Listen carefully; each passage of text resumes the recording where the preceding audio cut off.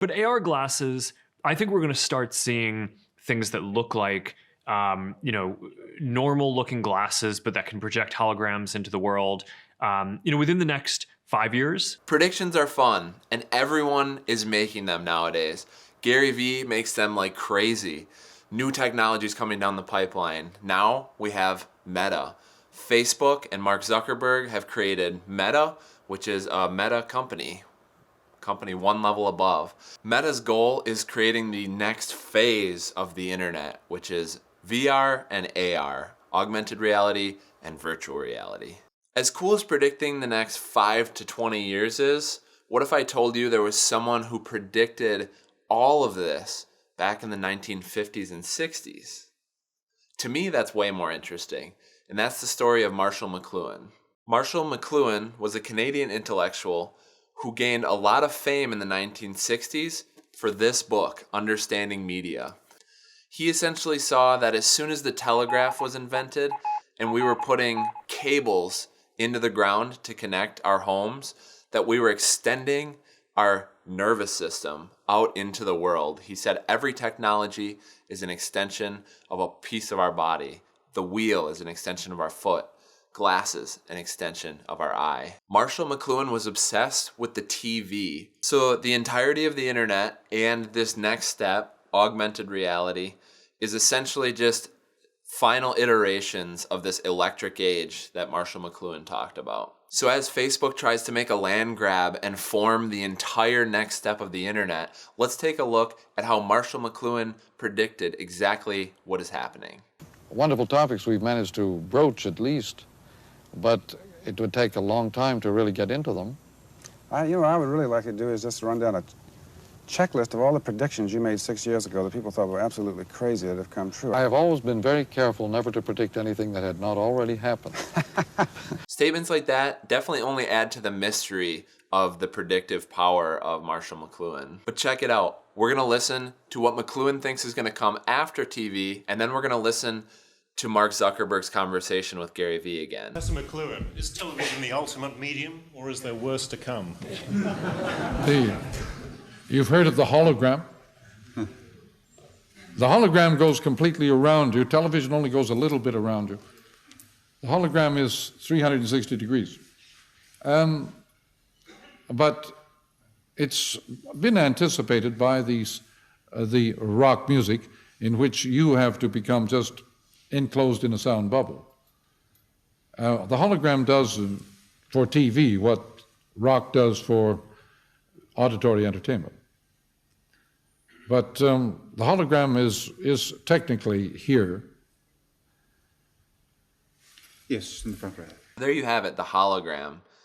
Seems a little abstract. Is VR or AR really a hologram? Well, let's keep going.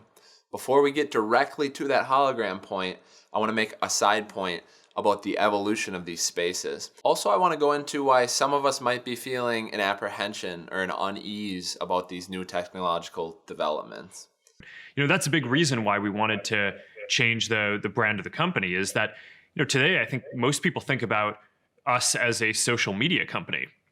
But in our DNA, you know, we're a technology company that builds all kinds of different technology to help people connect and tries to advance human connection. And it's going to be about building platforms and experiences that deliver this sense of presence, like you're right there with another person. So Mark Zuckerberg is talking about simulating presence, the feeling of being in a physical space with someone.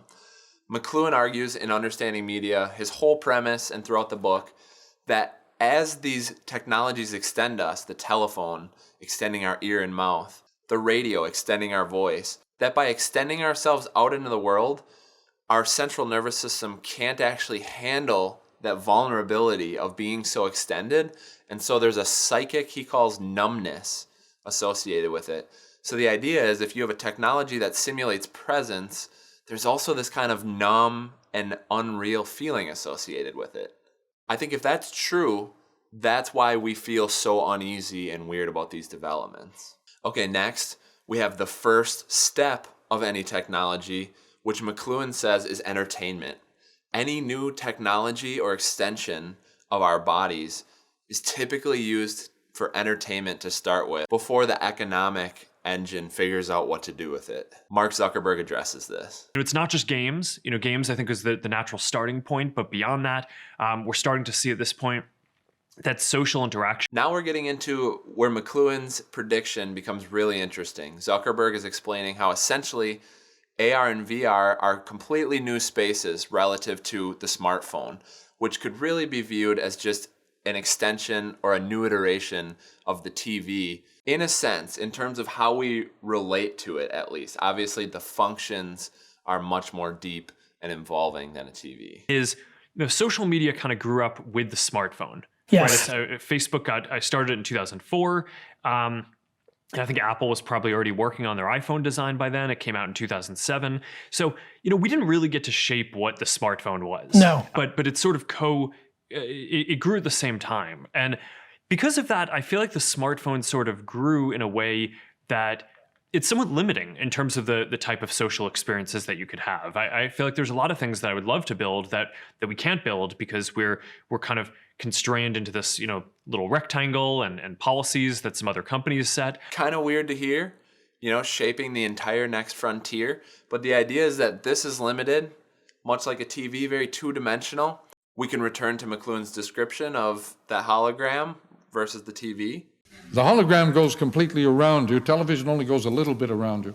So now's when things get interesting 60 years later. But AR glasses, I think we're going to start seeing things that look like, normal looking glasses, but that can project holograms into the world, within the next 5 years. But the hologram is technically here. So there you go. McLuhan predicted it. He said essentially it exists already. And I think what he meant by that was that there wasn't holograms that necessarily existed, but that by the age being the electric age, the hologram is automatically possible. It's kind of the furthest iteration of the electric age, and that's what we're headed toward. 7 years in metaverse. People are just now starting to kind of get going. What was the thinking of that? Like, why'd you do that? Well, a lot of it is just that, we spend most of our days building social apps that you use on a little phone, right? And, as powerful as that is, you have your phone with you all the time.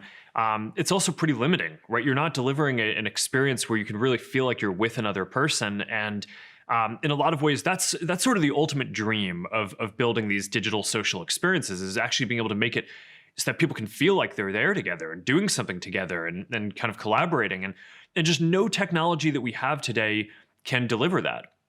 So, we've seen this progression where, when I started the company, it was, people primarily, the internet was primarily about text, right? So people type text into a computer. Then we got phones that had cameras. So the internet became a lot more visual and mobile. And over the last few years, internet connections have gotten a lot better for everyone. So now video is really the primary way that we share experiences. So you have this progression from text to photos to videos. Connection and expressing ourselves keeps on getting more natural and immersive, but that's not the end of the line, right? There's going to be something after video, and it's going to be much more immersive, and it's going to be something that we can do throughout the day. So you'll have virtual reality for when you want to go into a really immersive zone. You'll have augmented reality to have holograms. So you can imagine a version of this conversation, 3 or 5 years from now, where instead of doing this, over video, you're a hologram here in my living room, or I'm a hologram in your living room. I put this out there for a few reasons. First, I think Marshall McLuhan is fascinating, and I think people should attempt to understand his ideas, being 70 years ahead of the game. I think he had some influences before him, but he really put it together in a very impressive way. 2, I think everybody loves making these predictions nowadays because it's so easy. Some of the next steps in front of us are super obvious.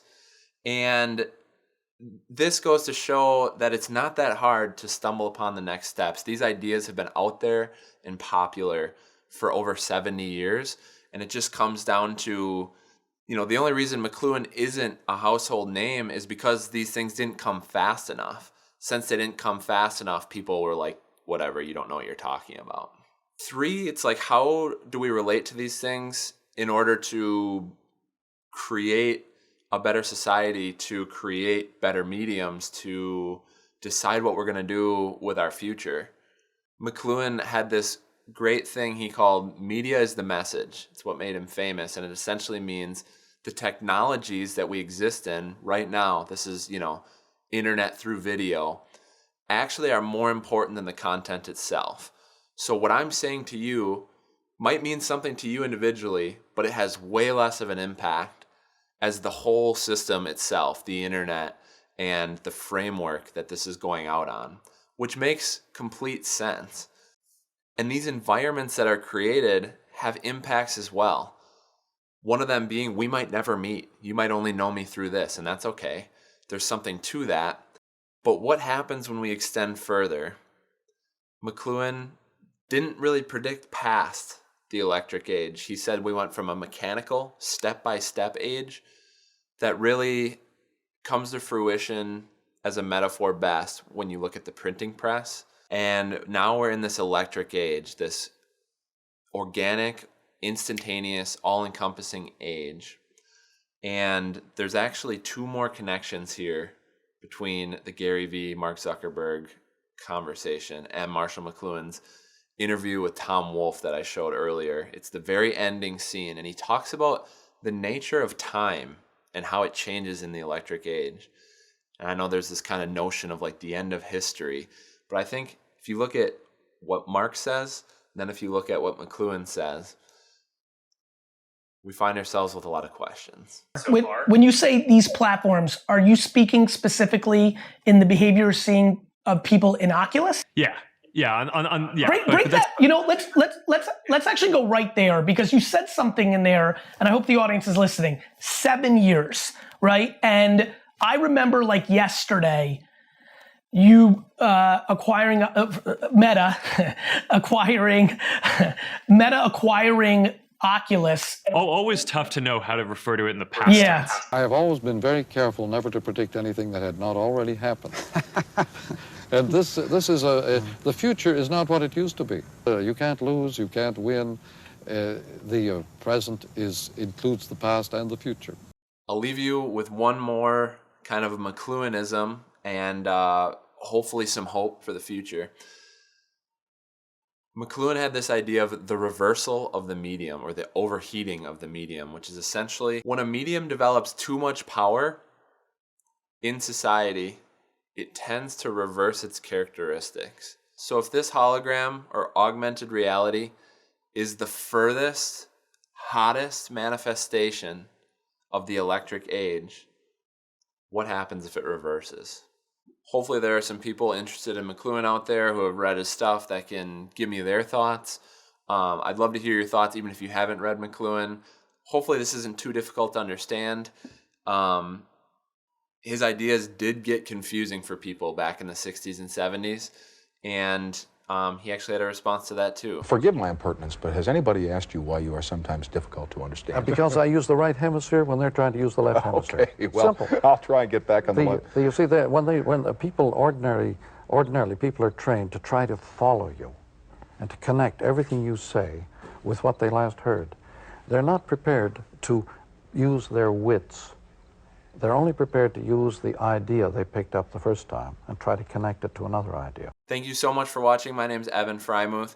This is kind of the first video of this style that I've ever done, and definitely hoping to do more kind of media study, culture study type stuff on this channel. So, cheers.